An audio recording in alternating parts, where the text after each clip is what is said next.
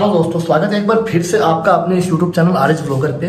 दोस्तों, आज के इस वीडियो को एंड तक ज़रूर देखना और बहुत ही इंटरेस्टिंग वीडियो ये होने वाली है और बहुत ही इंफॉर्मेटिव ये वीडियो है आप लोगों के लिए।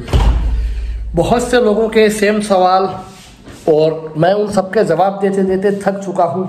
सबके ऑलमोस्ट सेम सवाल है, सबको यूरोप आना है और सबको लीगल तरीके से आना है। और कुछ लोगों के मैसेज आते हैं कि क्या आप हमें यूरोप की डंकी लगवा दोगे। डंकी का मतलब होता है कि किसी भी वो कंट्री में आके, यूरोप के आजू बाजू की किसी कंट्री में, किसी भी नेबर कंट्री में आके वहाँ से वो लोग इलीगल तरीके से बॉर्डर को क्रॉस करके यूरोप में एंट्री लेना चाहते हैं। तो मैं इस चीज़ को बिल्कुल भी सपोर्ट नहीं करता हूँ, ना मैं ये काम करता हूँ। मैं आपको लीगल तरीके से बिल्कुल यूरोप बुला सकता हूँ।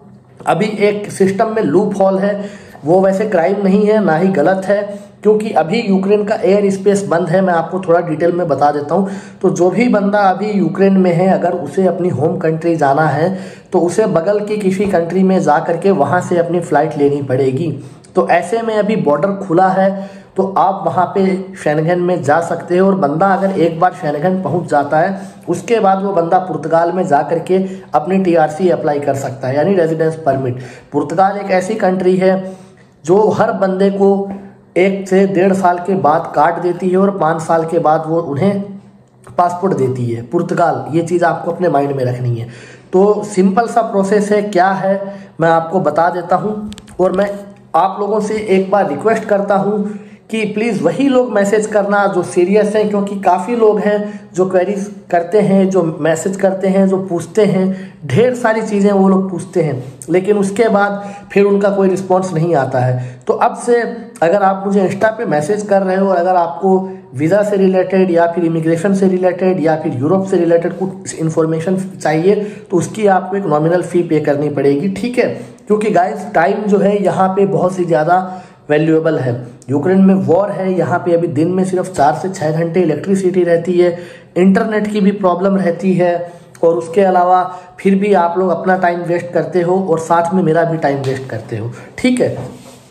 तो मैं आपको सारी चीज़ें बता देता हूँ यहाँ पे। ये वीडियो उन लोगों के लिए भी है जो कतर से, दुबई से, सऊदी अरब से या फिर किसी भी कंट्री से, इंडिया के अलावा अगर कहीं से देख रहे हैं, मलेशिया से, सिंगापुर से, इंडोनेशिया से, तो ये वीडियो उन लोगों के लिए भी उतनी ही इम्पोर्टेंट है जितनी आप लोगों के लिए अगर आप इंडिया से और पाकिस्तान से देख रहे हो। तो पहली चीज़ ये कि अगर आपको यूरोप आना है, उसका स्टेप क्या है? सिंपल स्टेप है।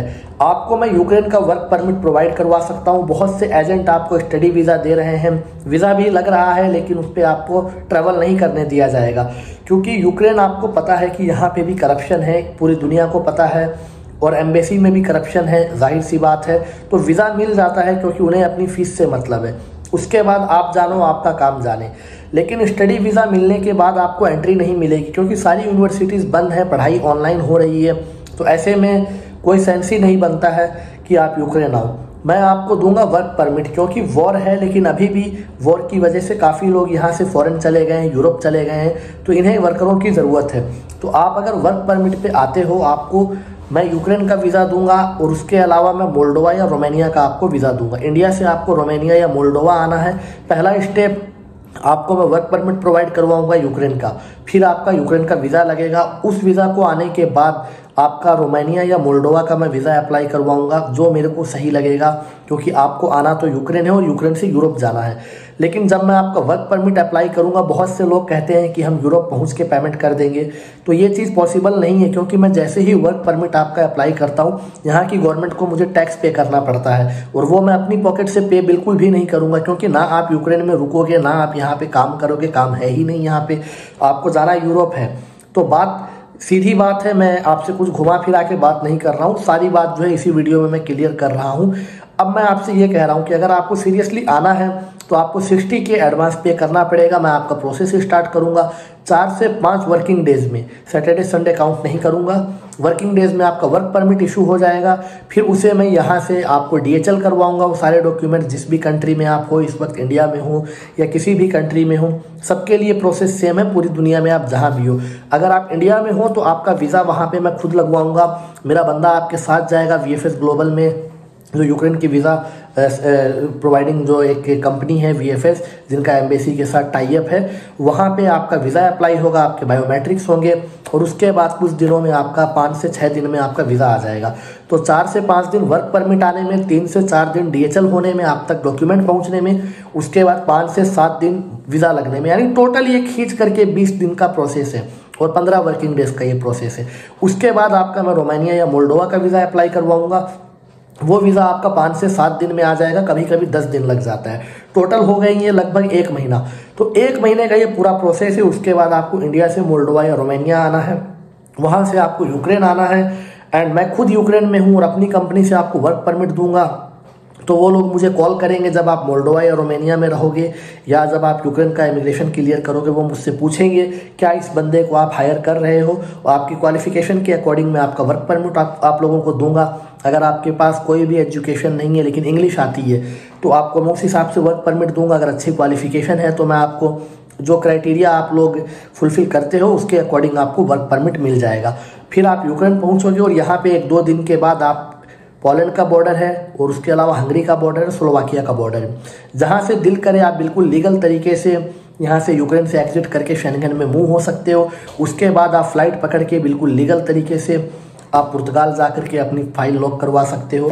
1 से 1.5 साल के बाद आपको कार्ड मिल जाएगा, 5 साल के बाद आपको पासपोर्ट मिल जाएगा।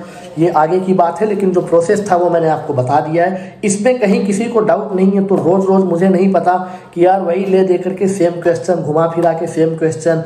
मैंने जो चीज़ें हैं वो क्लियर कर दिया है आपको हर चीज़, कि पहले आपका वर्क परमिट अप्लाई होगा एंड उसके बाद आपका वर्क परमिट आने के बाद आपका वीज़ा लगेगा, उसके बाद आपका रोमानिया या मोल्डोवा का वीज़ा लगेगा। That's all, simple. उसके बाद फ्लाइट करवाना है और आपको आना है। इसमें कोई रॉकेट साइंस तो है नहीं, बहुत ईजी प्रोसेस है। अब जो बंदा 100% इंटरेस्टेड है, अगर वो मैसेज करता है तो उसे कुछ फ़ी पे करनी पड़ेगी एंड वो फीस जो है लास्ट में डिडक्ट हो जाएगी जब आप अपना प्रोसेस स्टार्ट करवाओगे। तो आई होप कि ये वीडियो आपको समझ में आई हो। इंस्टाग्राम आपको नज़र आ रहा है, मैसेज कर सकते हो आप मुझे अगर कोई ज़रूरी काम है आपको, अगर कुछ भी आपको मेरे से हेल्प चाहिए यूरोप आने के लिए। तो मैं मिलता हूँ अगले वीडियो में, तब तक के लिए have a great day. Channel को सब्सक्राइब करना, बेल आइकन को ज़रूर प्रेस करना।